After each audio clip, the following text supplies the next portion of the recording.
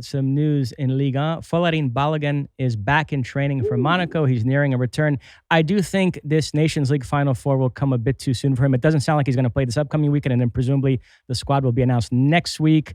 So Pochettino probably is going to leave him out, but nevertheless, it's good to see him back. Yeah, they seem to be saying here that they are being very cautious with him, and part of me completely appreciates that. To your point, I don't think we are going to see him in this next window, which again points to Josh Sargent kind of being the guy that's coming in. And, Wally Pipp, injury, coaching, whatever it is, missed flights, you got to take your opportunities when they come. But Balogun is still going to be in the mix, and knock on wood, he gets healthy, knock on wood, he gets back playing a la Tyler Adams, and he is the same player. But still, even if he is the same player, he still has much to prove when it comes to the national team, and to live up to the hype and to what we thought was going to be this new hope up top from the striker position. And then we go to Serie A next. This upcoming weekend, Juventus will host Atalanta. That's fourth place Juventus hosting third place Atalanta. And for all the angst surrounding Juventus, in the last couple of days, everybody has realized they're actually not that far off the top, only 6 points back of Inter. So Juventus and probably kind of find themselves in a title race here. Yeah, I mean, we were going over the rundown here, and we were talking about Tifosi screaming and yelling and doing all that kind of stuff. And I always have now equated it, for the most part, with AC Milan, and rightfully so.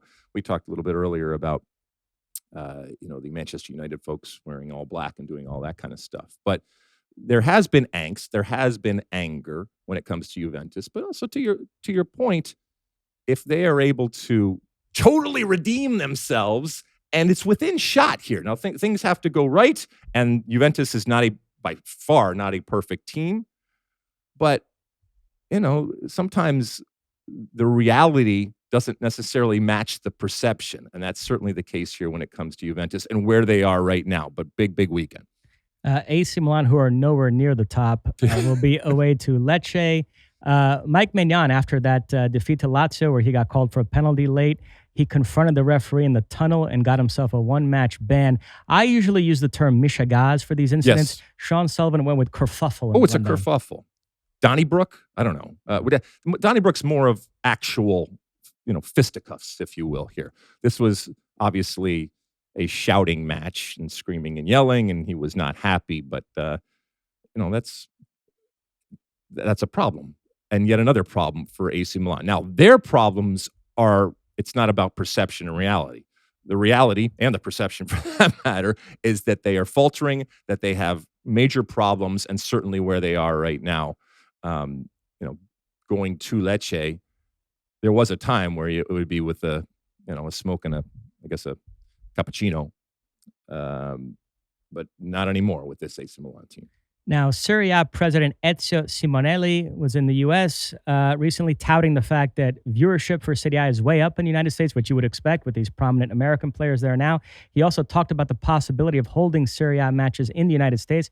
He said, for us, this project is definitely a goal. We will need the approval of the local federation for such an event to happen, but we believe in it, and we want to be the first in Europe to do it. Mosse, I'll ask you, but when I ask you, I'm obviously also asking everybody out there.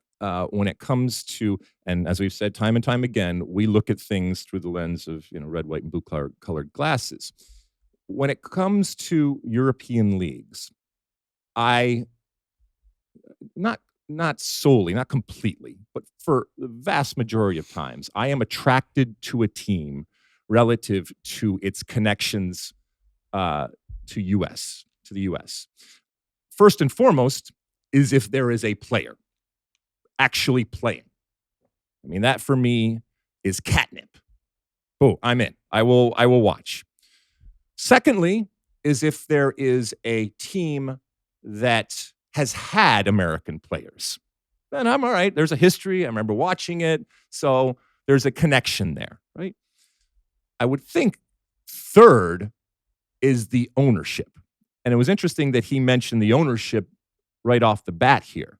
I don't know how many people that are like me that are looking for that American connection to something, that are that are honing in on American ownership. I love it, and it's certainly part of it, but in the hierarchy of things, it is it is way down there. And, we'll get into the weeds and we'll talk about business, and I like the fact that there are American owners out there that are doing good things. But ultimately, when it comes to this viewership, I think it is relative to the Americans that are playing there, that the Americans that are playing at big clubs, the Americans that are doing well there. And if you were to take those Americans away, I do think that the viewership would suffer, and that the people that are just tuning in purely to watch Serie A as opposed to watch a Serie A that now has major American connections.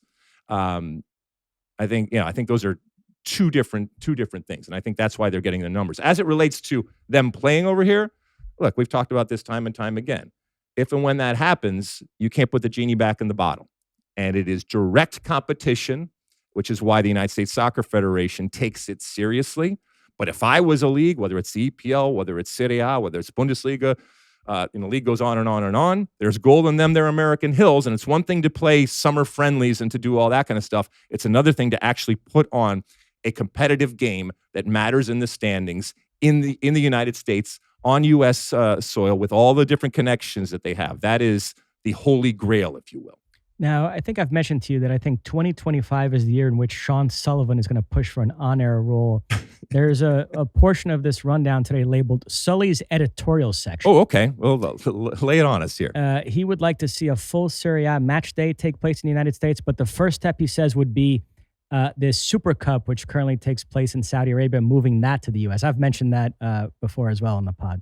So he doesn't want one game being played over. He wants every game being played over here. Is that what he's want? I believe so. What the? I mean, is he even American? Perhaps he can chime in and clarify. I mean, look, here we go.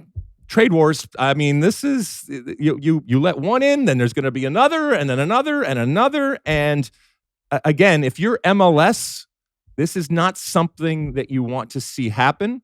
Look, I'm all for competition, and turnabout is fair play when it comes to the NFL having games. Now, it's little apples and oranges because the NFL is not competing with anybody else around the world, as opposed to Major League Soccer or USL or any other professional soccer league that is competing, and not even necessarily competing at the same level as all these other teams that are now coming into all of their markets and vying for eyes and hearts and minds and all that kind of stuff. We go to the Premier League next, and the deal there, we know Liverpool is going to win it. Arsenal is probably going to finish second, but then 3rd through 10th are separated by 6 points. You've got Nottingham Forest 3rd, Aston Villa 10th, in between everybody from City, Chelsea, Newcastle, Bournemouth, Brighton, Fulham. So the battle for those European places, Champions League, Europa League, Conference League, is going to be pretty intense here down the stretch. And we've got a couple of games involving Americans that relate to that. Brighton will host Fulham, and Tottenham will host Bournemouth. You've got Jedi Robinson with Fulham and Tyler Adams with Bournemouth. All right. So of as you mentioned, Newcastle, Bournemouth, Brighton, Fulham, Villa. It's quite the scrum. Right. Of those, who do you think ultimately finishes top? Because between Newcastle and Aston Villa, it's 2 points are separating. Although Aston Villa is still, obviously, as we just talked about, still playing, and that can be, a poison chalice, if you will, down the line here. So ultimately, who do you think comes out on top? Well, so there's a good chance that the Premier League are going to get that extra Champions League spot. So it's going to be 5 there. I think, obviously, Liverpool, Arsenal, and then City, I do think will definitely be one of those. And if I had to guess among the rest of the teams, Forest and Newcastle or Bournemouth would be the other team. I like the way they're playing. So you think they're going to get the 5th Champions League spot, and then the 6th would go to Europa? Yeah, then there would be a knockdown effect. I'd have to see exactly who goes where after that. But yeah, it's going to be very interesting down the stretch. Okay.